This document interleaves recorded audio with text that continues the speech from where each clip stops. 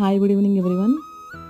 Sundays వస్తే సినిమాకి వెళ్దామా, పార్క్కి వెళ్దామా, షాపింగ్ మాల్స్కి వెళ్దామా అని అడిగే పిల్లలు, ఎక్కడికన్నా వెళితే బాగుంటుంది, రిలాక్సేషన్గా ఉంటుందని అనుకోవడం కరెక్టే, కాదనట్లేదు. అలాంటివన్నీ తెలిసిన పిల్లలకి ఇంట్లో కొన్ని కొన్ని పనులు అమ్మకి హెల్ప్ చేయాలని కూడా తెలియాలి కదా.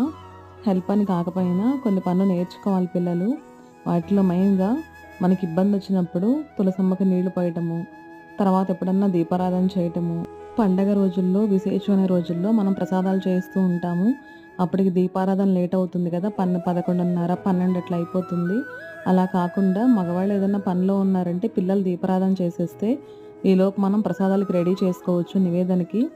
ఇలాంటివన్నీ మనం చాలా ఈజీగా ఉందనుకుంటాం కానీ పిల్లల చేత చేయించడం కష్టము.